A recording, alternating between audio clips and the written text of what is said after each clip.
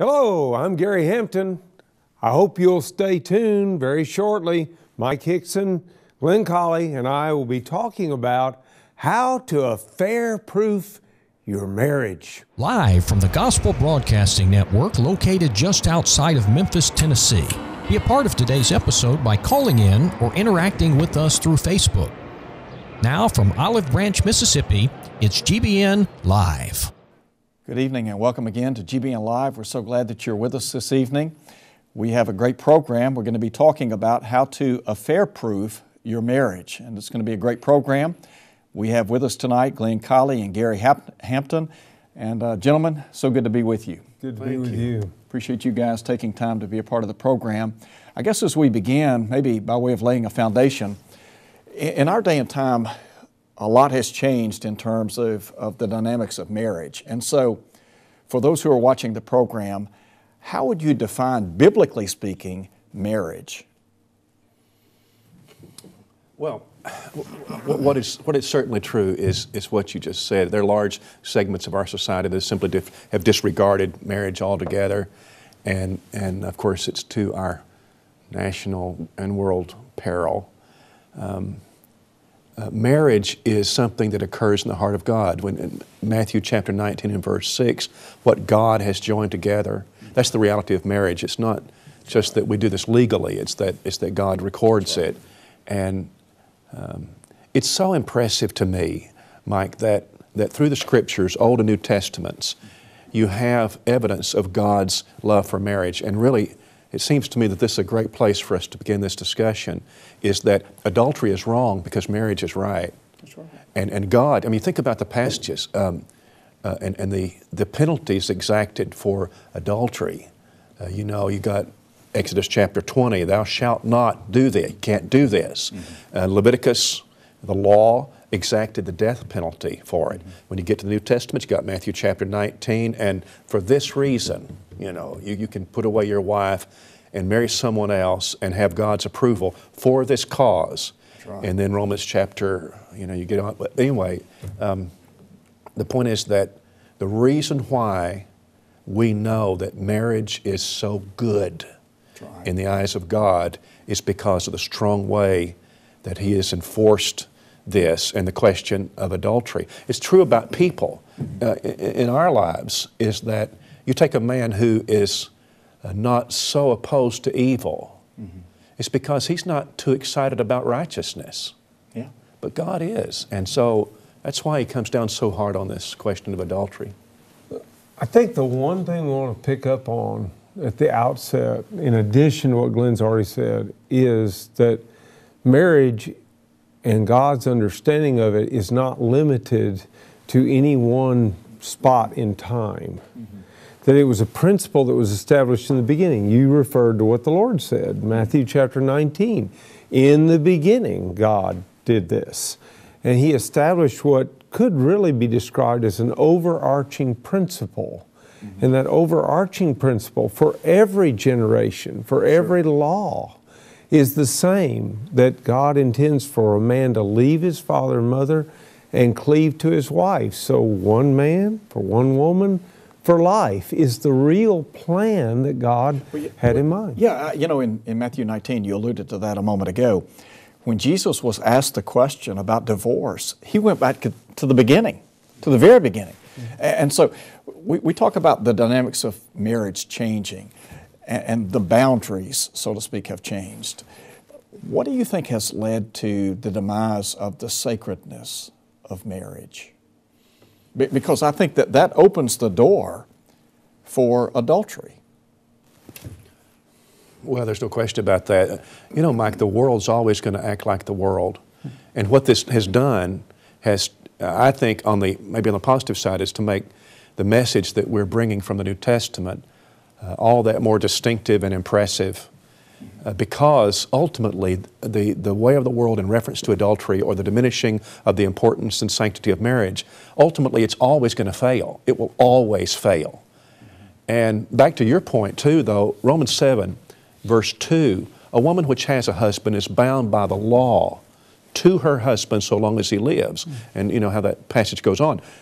I believe that the law referenced there is not the Old or New Testament law, but the law of God on marriage. That's right. And so it's comprehensive, again, to what you're saying, Gary. It's comprehensive, and it's always been God's way. It's not good for a man to be alone. That's right. And so man was created and woman was created, and we just need each other.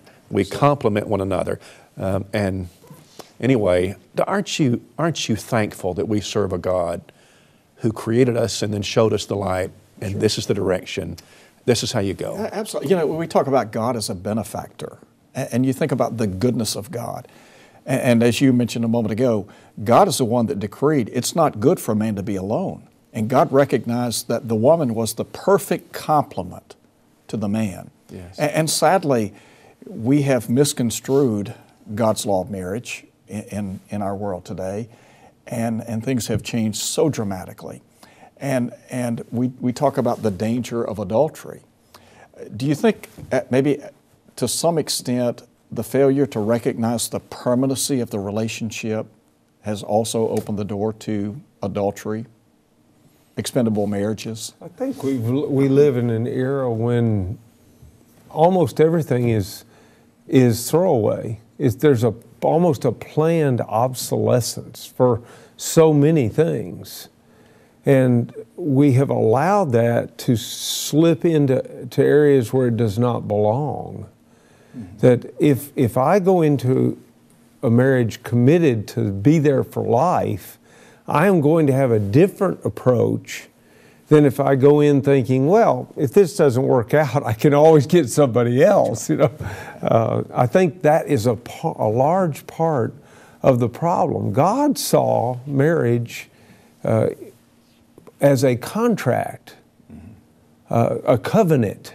Absolutely. And He really chastised the people in places like Malachi, you know, about how they've mistreated the wife of their youth. This is a woman that committed to you when she was young. She gave her life to you when she was young, and now you're going to treat her like this? Yeah. So I think this throwaway society and the fact that now you really don't have to honor any commitment. Well, you know, I'm sorry, go ahead. I was just going to say that, let's play off of what he just said about marriage being a covenant. It's a contract. Mm-hmm. I think it needs to be preached in our pulpits that marriage is you're not vowing when you marry how you will feel in 10 years or 20 years. It's not about how you feel. It's about how you'll behave. It's very much like a property contract and a property sale. I sell a parcel of property, and the buyer doesn't care how I feel about it. It's rather irrelevant. It's that we're making a binding agreement, and so it is. You know, I'm telling you when I marry you, this is what I will do. It's how I'll behave for the rest of our lives. And adultery, of course, is a terrible violation of that. Well, and I think about the attitude that says going into the marriage, divorce is not an option. It's never an option. Right. In other words, we're going to be bound together come what may, whether through thick and thin, good, bad, whatever. We are bound together, as you said a moment ago, in a contract. What about in Matthew chapter 19? When Jesus was asked that question about divorce, He responded by asking a question. Have you not read? Don't you think that in many ways that's really the problem in our society today with regard to marriage? No question. And also, don't you think that our pulpits in so many cases have watered down because how many, you think about 1 Corinthians 5, and when you think about the list of passages that show the magnitude of the seriousness of adultery, surely you'd put 1 Corinthians 5 in there. Sure. You play out an example of when church discipline, withdrawal of fellowship was practiced. It's about adultery, right? And the seriousness of this has to be impacted or emphasized in our pulpits, and I'm not sure that we've done that because a lot of congregations already have so much adultery of one kind or another that, by that I mean that adultery, whether you're talking about having someone on the side, or you're talking about a marriage which Jesus would describe as adultery. Yeah, you have churches where this is going on and preachers that become just too uncomfortable with talking about it, and then it diminishes. What we need naturally is just clear, frank teaching. I'm scared not to. I understand. Because of the kind of passages we're talking about in the Scriptures, Old and New Testament. God's real serious about that. And it corresponds, the seriousness of God on adultery corresponds to His love for marriage. Yeah. Sure, sure. Well, let's go back for just a minute about the lack of teaching from our pulpits. You mentioned the fear on the part of maybe some preachers to deal with the subject.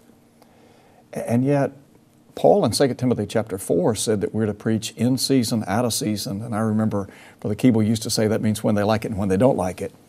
So why has it become a subject that is taboo in many pulpits, do you think? I mean, are there other reasons, underlying reasons? Well, I think Glenn's already mentioned it, that with the way society is, and therefore the way the church is to some extent, because the church is impacted by society, we do reach out to society. We bring people in. That's the ultimate goal. That there is a fear that we will drive people away if we just speak the truth. You triggered a thought. I remember hearing about a preacher who made the statement that if he preached what the Bible has to say about marriage, divorce, and remarriage, and not that that's the subject tonight, but that if he did that, he would lose half of his congregation. And maybe he was right. You know, 1 Corinthians 5 says a little leaven leavens the whole lump, and so it could happen. And that being the case, what would you do if you were him? And we know the answer. I know what you'd say, Mike, but I talked to a man one time who phrased it this way. He said, and it was on a different subject, but a similar subject, and he said, but Glenn, I've got to minister to my congregation. And what he meant by that was that he was going to gauge how strongly he taught the Scriptures based on what they were willing to hear. And that's kind of a fearful thought. It was said of Jesus that He taught the people as they were able to bear it. And I understand that there's something to be said for that. A balance. Yeah, but at the same time, we still have the obligation to preach and to teach, even subjects that are uncomfortable, if that makes sense. We do. Now, that's not to say that we don't do it with love and compassion, but we still have to do it, I think. One of the biggest things is we've got to realize that you do go from milk to meat. And I'm not saying that the subject we're on tonight is meat, but I'm saying there's an implication there that you start with the basics and the simplicity, and then you build up to the more complex. That's the difference between milk and meat. And so we begin with the basic teaching. God loved man. Glenn pointed that out at the outset. He loved him so much that he looked at him and said, there's one thing missing here. It's not good for him to be alone. And so He made a woman for him. And they complemented one another. We've already talked about that. I think generally speaking, men tend to be much more logical, and in their logic, sometimes they can become too harsh, too direct, And the woman is a little bit more on the emotional side. Please don't anybody write, about that. But they do. They have a more tender side in general than the man does. And she will balance him if he will allow her to. Well, don't you think that's where the complement comes in? We're biologically different, but we complement one another. And I think God intended it to be that way. To the degree that in 1 Timothy 3, you can't be a leader, an elder shepherd in the Lord's body and not be married. Yeah. There's a reason for that. Yeah. And it's just what you were saying. Yeah, that's right. Exactly. Absolutely. Got a question that's come in. Ephesians 5:25 teaches that husbands should love their wives as Christ loved the church. How can I ever meet that standard? Great question, because that is a lofty standard. It is, but I think one thing that we struggle with is that when we use the word love, that is so, it encompasses so many things. You literally can meet a young man on a college campus who says, I love hamburgers. And he'd say it with great passion. And then he turns around and says, I love my girlfriend. Well, you love your girlfriend like the hamburger?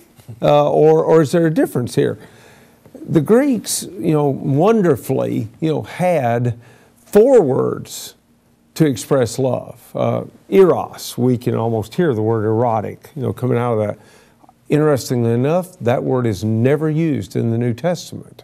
Now, I suspicion that Herodias' daughter elicited Eros from Herod, but the word's not used. That's the point. Storge, that's fleshly love, the love preeminently of a mother for her child. And that's only used in the negative. It's used twice, both times saying you don't have it. You should have, but you don't have. And then you've got the word phileo, and I really fear that phileo is the more dominant way we think of love. It's, well, if I feel good about you today, I love you. And then if I don't, if things aren't going real well and I'm emotionally down, then, well, I don't love her anymore. Or I don't love him anymore. And I've heard that, you've heard that so many times, So then the other one that is the key, and it's the key that is used for the Lord, is agape or agapao. And it is an intellectual commitment to the best interest of the other. I will never be able to carry that out to the extent that Jesus did, I don't think. But I can be intellectually committed to the best interests of my wife. And must be. Must be. That's correct. That's right. Mm-hmm. Yeah. Great. And in that sense, husbands are following the pattern of Jesus Christ, Ephesians 5:25. Yes. Absolutely. Yes. Absolutely. It's a great point. Yeah. We've got a caller on the line now. We'll take that call. Yes. I'm calling because I'm wanting to know, is pornography We're having some considered adultery? We've got some audio right now. If pornography is what? Considered adultery. Considered adultery. I assume that what she's asking is, in Matthew chapter 19 and verse 9, would the viewing of pornography, her husband's pornography, would that constitute a situation where she could put away her husband and marry somebody else? And you want to? No, I do not want to put away my husband. Okay, but you're asking if that qualifies in Matthew 19:9. Is that what you're asking? I'm asking because my husband and I are both Christians, but he does have a pornographic problem. It comes up every blue moon, a little bit bluer than I would hope. But the problem is that I think he needs to know by hearing you say there on GBN, because we watch GBN every day. Every day we commit 30 minutes at least to GBN. Good for you. Good for you. We enjoy your program so much. But the thing is that I think he needs to hear it said on this program that it is a sin.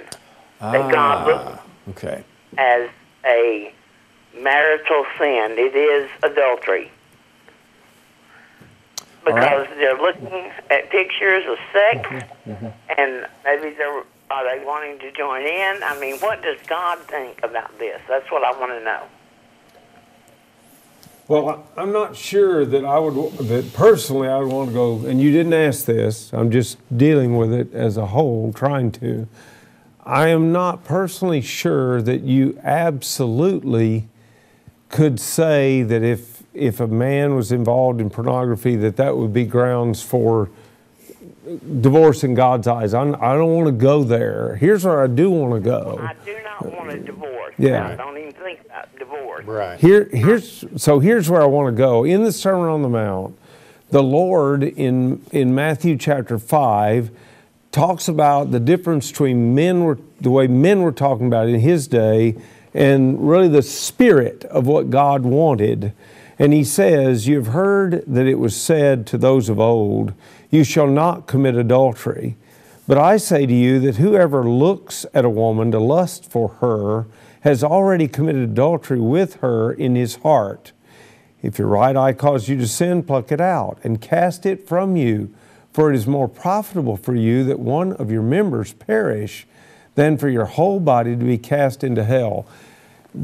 Unfortunately, pornography creates a a totally distorted view of the husband-wife relationship and of the intimate relationship that we have, and it tends to destroy the very bond that God intends for us to have.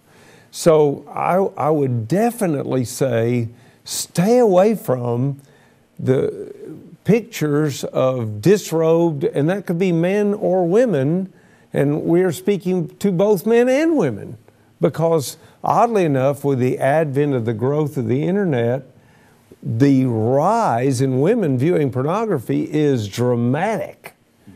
And so now it's not just men that are looking, it's women too.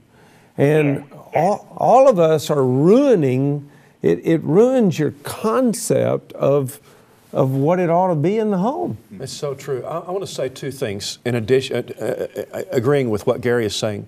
When you go to the Scriptures and examine all the warnings about lust and looking onto someone that way, it's always gender specific. It's always a man looking at a woman. It can happen in the reverse, like Gary's talking about. Of course, that's true. But the warnings, Proverbs chapter 5, for example, or chapter 6, or Matthew 5:28, whoever looks on a woman to lust after. Mm-hmm. Or 1 Timothy chapter 2, and about the warning about immodest apparel. Who is it? Well, it's the girls. And the reason is that men are more prone to this sin. Mm-hmm. Now, it can happen in the reverse, but it's not as, I don't think it's as built in as it is in this way. But for those of you who are watching tonight, can we just say this plainly? The use of pornography to any degree is a sin against God. That's what it is. I do not know how you would better define that than with the passage that Gary used in the Sermon on the Mount. Whoever looks on a woman to lust after her, well, I mean, how are you going to define pornography better than that? That's what it is. Yeah. He has committed adultery with her already in his heart. And we don't have to play this out if you don't want to, but it is my considered opinion that the use of pornography does not qualify for Matthew 19:9 and putting away your spouse and marrying somebody else. I think that's a different matter, and we could talk about that later. But pornography tilts something in a man's mind. A lot of young men, unmarried men right now, I want to be very discreet, but are entering marriage thinking that when they marry, their porn habit will go away. That's not true. But what also is true is that many young men are marrying incapable of a normal functioning intimacy with their wives because of pornography and the accompanying things. And that's a frightening reality. Right. Yeah, absolutely. Yeah, yes, absolutely. sir. Yes, So sir. I don't know if we've helped you, sister, but I think you're right on, and the answer is that it would do your husband good to find a good brother in Christ and set up an accountability system. And if you want to contact me later, I'll give you some ideas about how that can be done, and he can beat this. He can get rid of it. Let me add this real quickly. My audio, I'm having some issues with audio, so I can't hear what this sister's saying. But I do want to say that we had a program a couple of years ago on pornography, and a brother was watching the program and called in, and I think he ended up talking to you and went through some counseling and met me about a year later and said, that program saved my life, saved his spiritual life, saved his marriage. And so, as you said, there is help out there. Yes. And so please don't give up. Yes. And sister, I wanted to hear you say, sir, is that it will ruin your marriage. Oh, there's no question about that. And so, sister, I hope you feel sort of validated. You're right, and he's got to get rid of this. It will eat him from the inside, and you cannot do what he's doing and come away unscathed. So encourage him and love him, and however we can help, we will. Thank you, sir. God bless you. You've been very, very helpful. Good. And to God be the glory. Amen. Always. That's right. And to your show, thank you, God, for someone having the foresight to do something such as this. Thank you. Thank you. Appreciate you guys shouldering that. I've got some audio issues on my side, couldn't hear, but I appreciate the very kind and candid answers that you gave. We're going to take a break. We'll be right back in just a moment. Hope you'll stay with us. See you in just a minute. Hi, I'm Kevin Rhodes, host of the program Expositions. The Apostle Peter said in 1 Peter chapter 2 and verse 2, "As newborn babes desire the sincere milk of the Word, that you may grow thereby." And I think many Christians really want to grow and learn, but do not know how. That is why I wrote How to Study the Bible, a practical guide to biblical hermeneutics, in which I explain the attitudes, the understanding of authority, several chapters on context, walk you through basic lessons of how you do a topical study and a textual study, and throw in some deeper things involving translation and textual criticism if you would like. So if you really want something with greater depth than just a basic introduction, but something more practical than Dungan's book, think about picking up a copy, available through Azimuth Media, select bookstores, and on Amazon.com. Thank you for tuning into GBN Live. If you have a question related to tonight's topic that you would like to have answered, please call 888-805-3390. That's 888-805-3390. You can also email us at gbnlive@gbntv.org. Like us on Facebook and follow us live each week. You can send your questions through Facebook in the comments section, and we will do our best to get them answered on the air. Now back to the program. Thank you for staying with us. We appreciate so much you being a part of our program tonight. We'd love to hear from you. If you have a call, if you want to text us or Facebook us, we would be more than happy to take your questions tonight.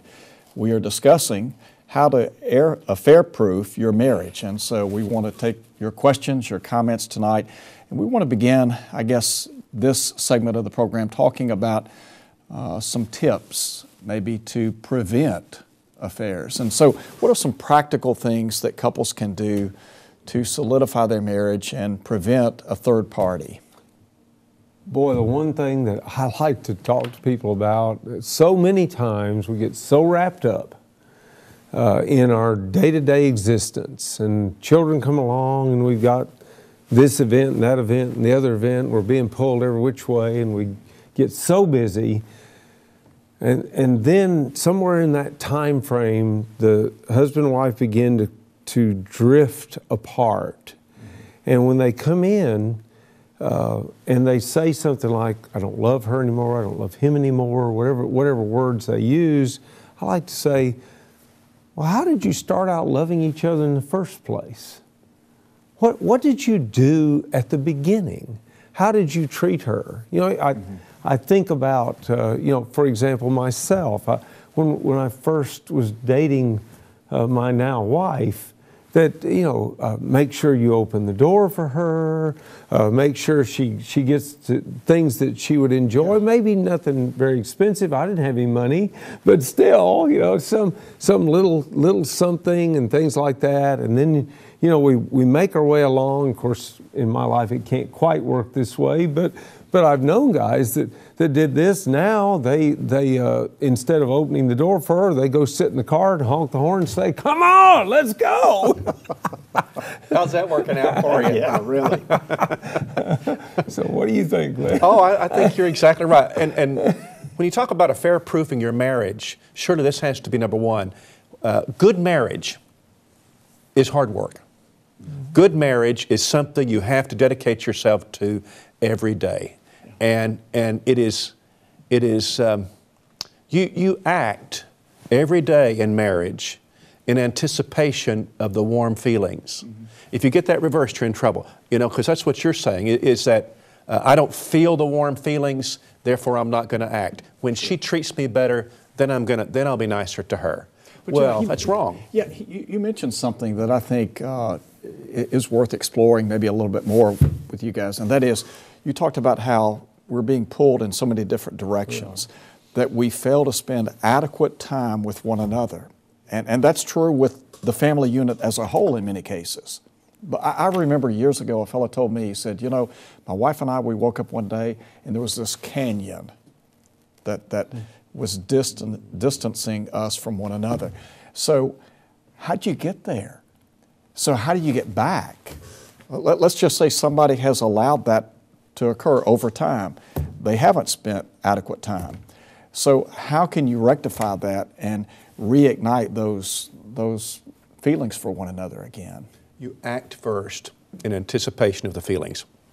You decide that you're going to do the things like Gary's talking about. You're going to take a date night a week, even if it means canceling something. Mm-hmm. You're going to show your spouse attention whether or not you feel you're getting it.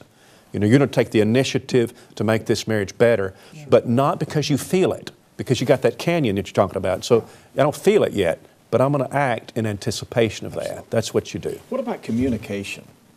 I've found that it's helpful. Send a text. Yes. Pick up the telephone. I think that in the morning, I like to send my wife a text in the morning and just say, hope you're having a great day, something like that. Something to keep the lines of communication open. And I think sometimes those communication lines aren't what they ought to be. How many times do you find couples sitting at home through the evening, they never say a word to each other? I was out to eat one night, and there was a family sitting around, and I think it was Father's Day. And I looked over, every single person was looking at their phone. They were communicating with someone, but not each other. Right. So how do you somehow overcome that hurdle? I tell you, I had a neighbor all the way back in Mobile that I was always fascinated by him. He outdid me, and yet there was no competition. I just observed what he did. This fellow would plant little notes all around the house where he knew his wife was going to be, and they just say, "I love you," or "I hope you know you're special to me." If she went off on a business trip, which occasionally happened, he had a carport, so you could see, some of the things he did. He would have this big banner up, "Welcome home," and put his wife's name on there. And I always thought, that guy has got it on the ball. He's got a wonderful idea here. That's interesting you bring that up. I was out of town in October, and when I started going through my stuff, my wife had placed a little envelope in there, and she had something for me to open every night. And so, it made, and so, just little things like that. But you know what? I look forward to opening those notes. Oh, yeah. And so just the little things sometimes can make such a difference. And the intimacy of marriage plays a role in this. You seldom find a marriage that's really struggling, communication, they're fighting, where the intimacy is good. If it sort of corresponds, I think. And so included in this mix ought to be that a wife sends her husband little texts discreetly and says, "I can't wait till you get home tonight."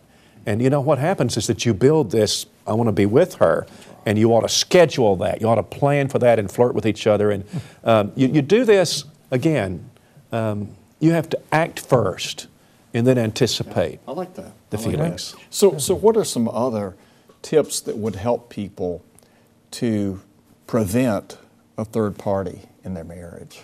Well, we have started something this year that I'm enjoying a great deal, and that is we're reading the Bible together all the way through.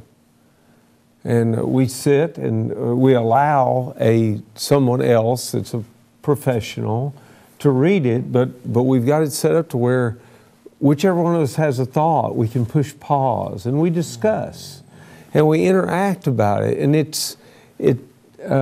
we're talking about something other than those things, those trivial things that you just kind of let go by. I mean, everybody talks about them anyway. We've gone beyond that, and this interaction is good. At least it's good for me. I don't know how it is for my wife. Well, it puts your marriage at a different level, to bring God into it. So tell us more. Do you do this? What time of day do you do this? Well, what we've done is generally speaking, I try to always be there for at least one meal a day. Good. And at that meal, neither one of us is very good at, and I guess we shouldn't be, at talking and eating at the same time, you know. So we put this on, and we're both sitting there, and if one of us wants to pause, then let's pause it and let's talk. And we may interact a little while before we go back, and we set a goal. Our goal is to read, you know, X number of chapters. We've kind of looked at how to divide that. This week we're reading 4 chapters every day together. I love that. And we're having a ball with it. It's so good. It is so good. It is good. Because when you deal with problems and you've been in the Scriptures together, you have some foundation. If your spouse is a faithful Christian, you know, you're going to be able to get through the hardest problems. Yeah, you know, I think about that spiritual dimension in the marriage, and no doubt that's going to strengthen the marriage. I think that's a great idea. Immeasurably. It really is. Got a caller on the line.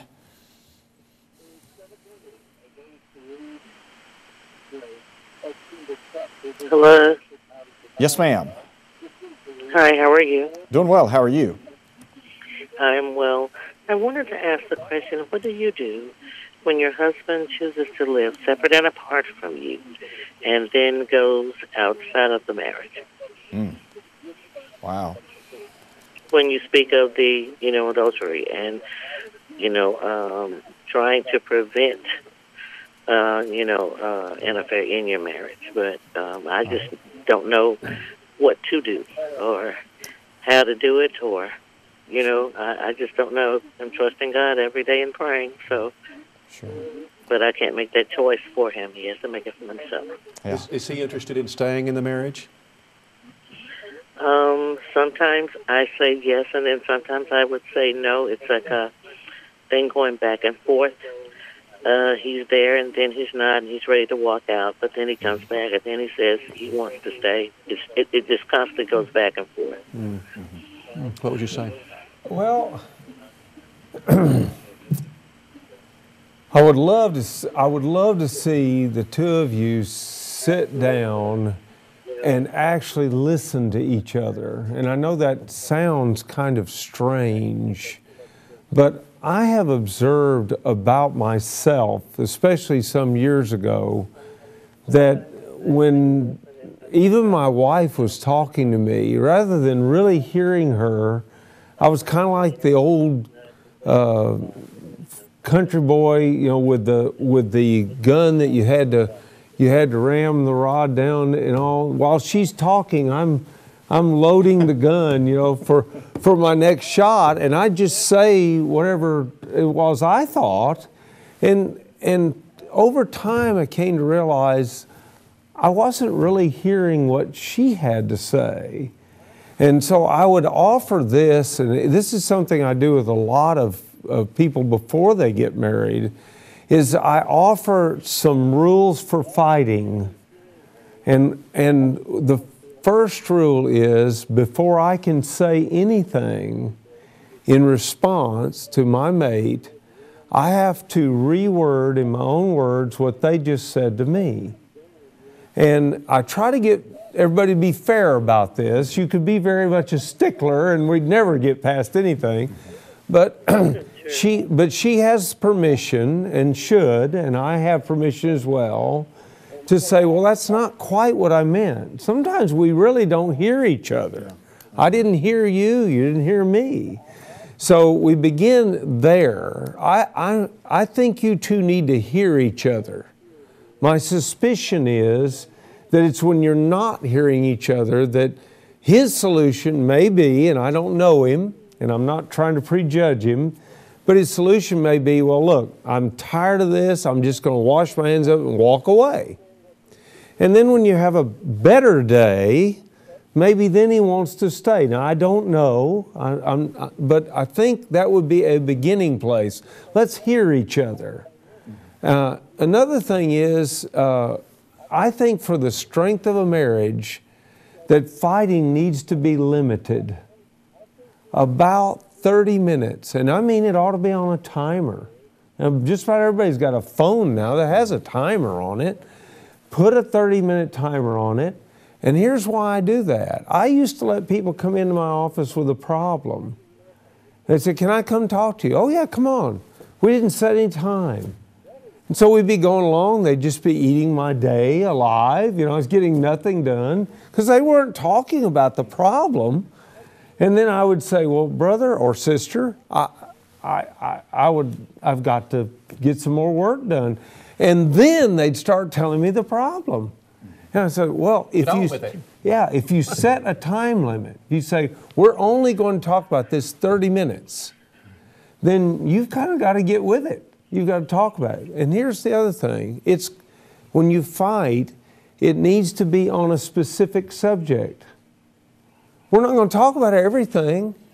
You know, if she starts making a list of everything I do wrong, you know, well, you throw your dirty socks on the floor, and you don't take your plate up from the table, and you don't. I mean, the list can get kind of long, you know. Especially with some of us. Yeah. But in you saying that as well, I am very serious about my walk with God, and that was very important to me prior to us getting married. And he said that the same was for him. Only for me to start seeing something totally different from that after marriage. To the point that, you know, you always talk and it's always God, God, God, God, God. But I don't know any other way to live my life. Yeah. But to trust in Him for everything that goes on. Okay. And what you told me as far as your faith walk and to show me what your faith walk is are two totally different things than what you said earlier about, you know, opening the door. All of those things that you did before. Once we got married, it was, I don't know if you remember the old show To Tell the Truth, will the real person stand up? Mm-hmm. Yes. So it was what you do to get there, but you don't continue that. Well, it becomes more selfish. So, and I just want to do what's right according to the Word of God. Good. Not what I think, well, but what God Gary's wants. about to give you some real direction from the Word of God. Look at sometime, when you have time, look at 1 Peter chapter 3, because Peter actually anticipates that there will be husbands who cannot be won through preaching or teaching. Right. Just not going to happen.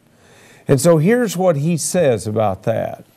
Wives, likewise, be submissive to your own husbands, that even if some do not obey the word, they, without a word, may be won by the conduct of their wives, when they observe your chaste conduct accompanied by fear.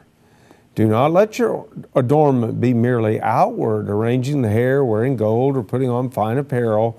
Rather, let it be the hidden person of the heart, with the incorruptible beauty of a gentle and quiet spirit, which is very precious in the sight of God. And then he goes on. Here's my point. If he has expressed to you that he doesn't want to be, and I'm going to put my own word here, you didn't use this, he doesn't want to be preached to all the time.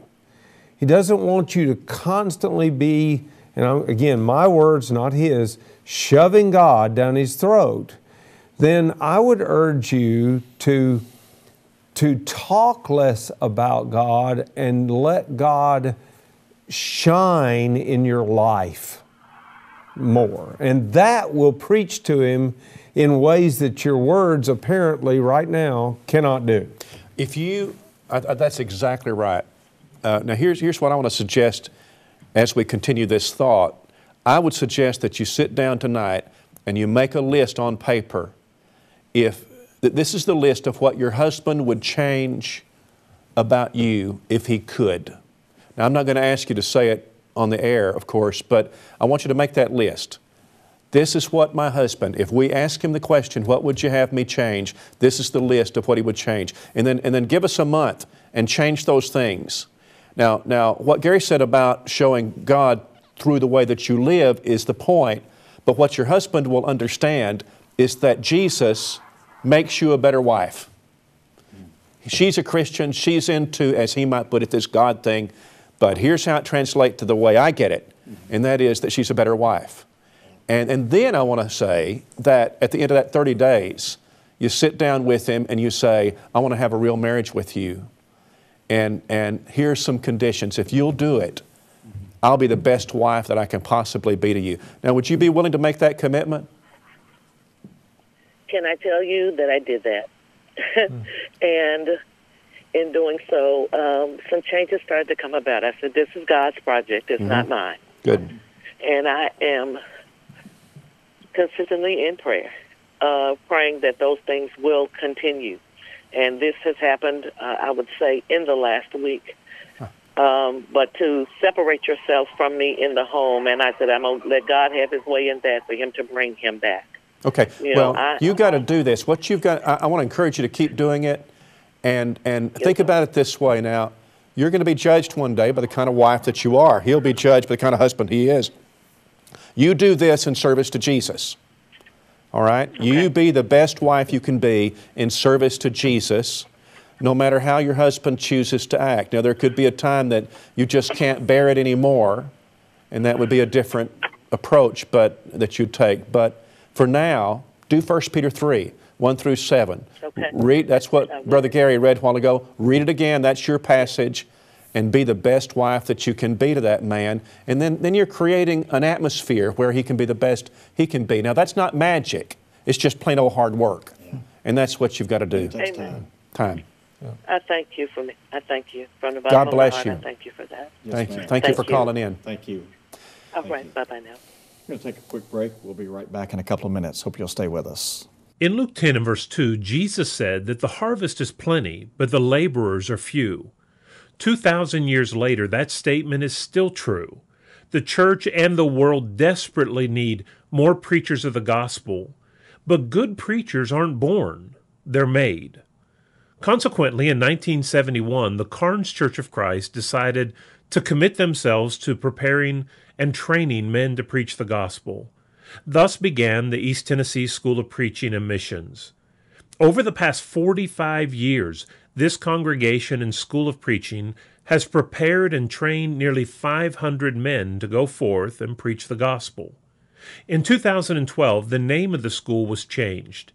What was formerly called the East Tennessee School of Preaching and Missions is now known as the Southeast Institute of Biblical Studies.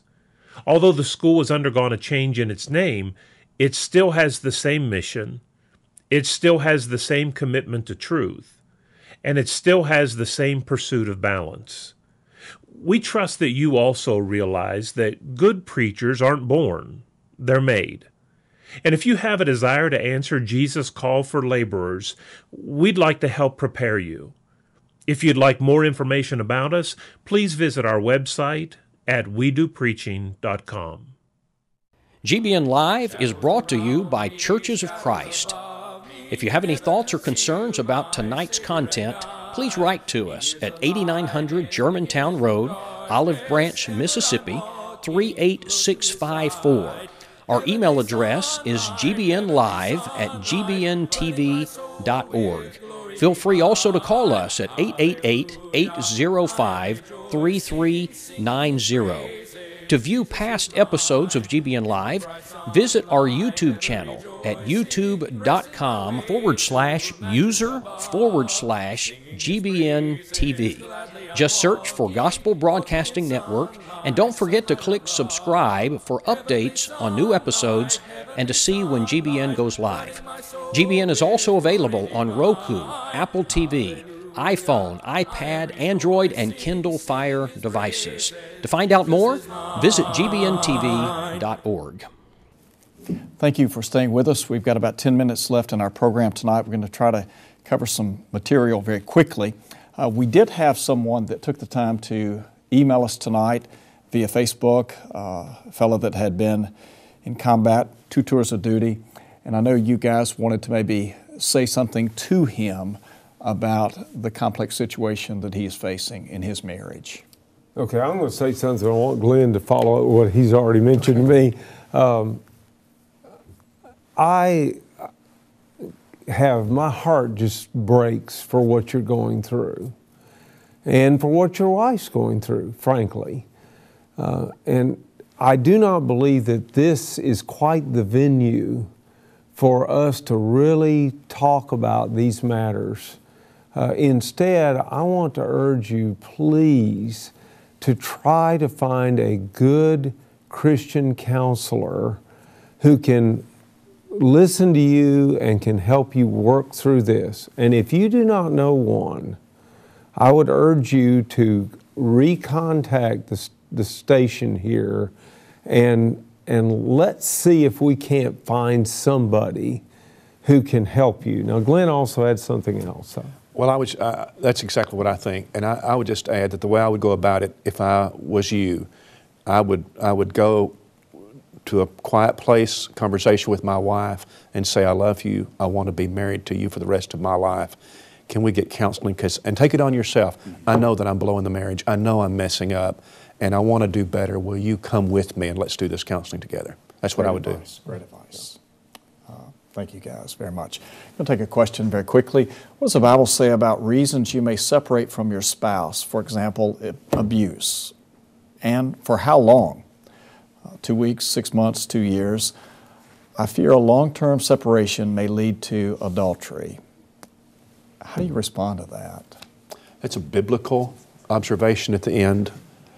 So you have 1 Corinthians chapter 7, and he does permit separating for a time, and it's about sex. You know, he says, now you come together again, that Satan tempt you not for your lack of self-control. So the way the question was ended, we can't do this a long time. Now, we know from Matthew 19:9, there's only one circumstance under which you can divorce and remarry and have God's approval, and that's for the cause of fornication. However, I think that there are also some circumstances where a person has to separate themselves from great danger to protect their lives or the lives of their children in order to serve God. And you do that with, this is strong, this is important, you do that with an intention of reconciliation. Never give up on reconciliation. Now you would draw up, I would suggest drawing up on paper and saying, I'm separating from you until we can come to these points and have a healthy, holy marriage. That's what I want with you. And, Sure. In other words, divorce is not an option. You know, it's not, and except in the case of, well, let's add one more point onto this, is that divorce and remarriage is not the only issue. There is no such thing as a sin-free divorce.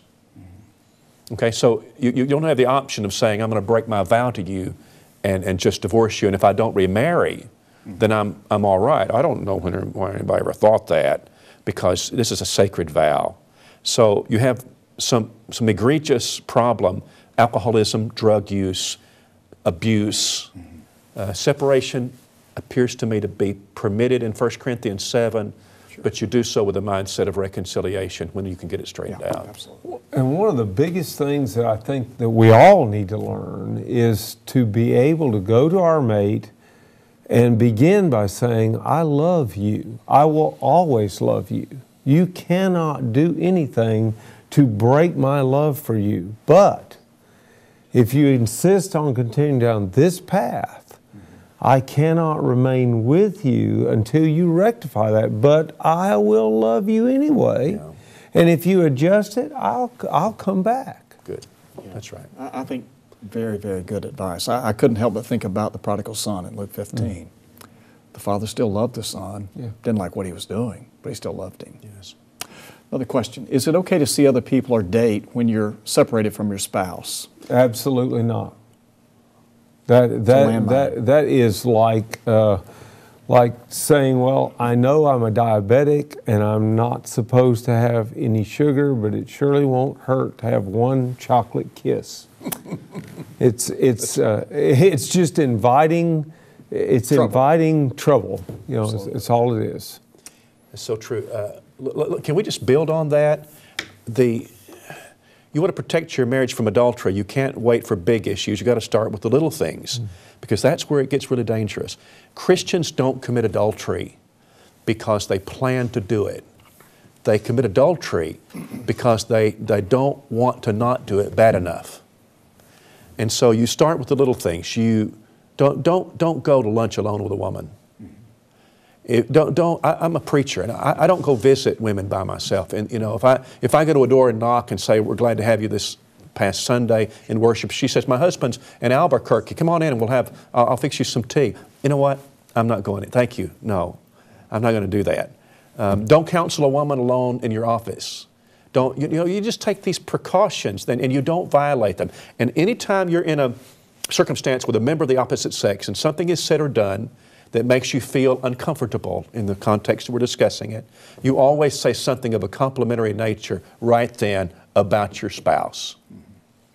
Always. Be careful about your psyche. And when so many times adultery occurs in the workplace. When you start hiding things from your spouse, or don't make your best friend or your best friends members of the opposite sex. And don't start confiding things in members of the opposite sex that you confide in your wife. These are lines that you start thinking, I can't wait to go to work tomorrow.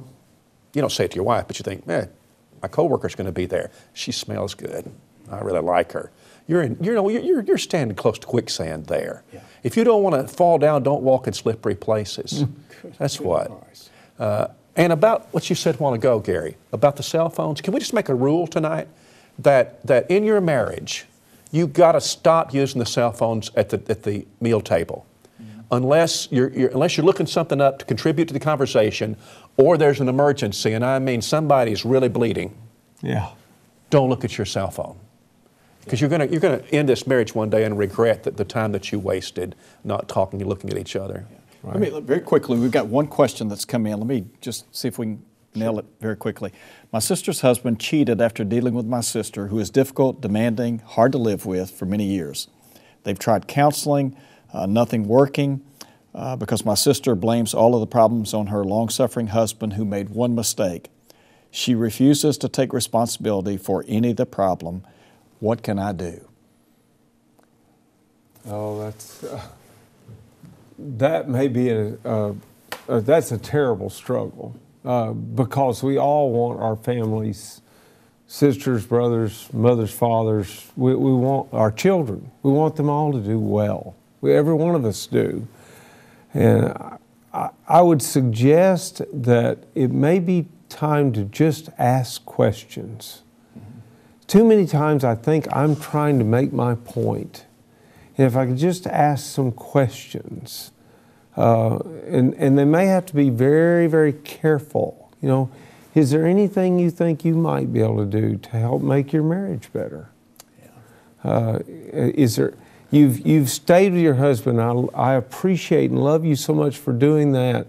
What could you do to encourage him? That kind of thing. And that, I agree. The only hope for that marriage is Jesus Christ. It is. The only hope, and this is what the sister ought to be doing, is helping, because the problem right now is that there's Jesus Christ missing in one or both of those people. Yeah. Good point. That's the answer. Guys, I can't tell you how much I appreciate your advice, words of wisdom. Good stuff tonight. Really good. Thank you. Well, thank you, guys, and look forward to seeing you again very soon. Hope you'll stay with us in the future. Look forward to seeing you again. God bless. This has been GBN Live. Thank you for watching.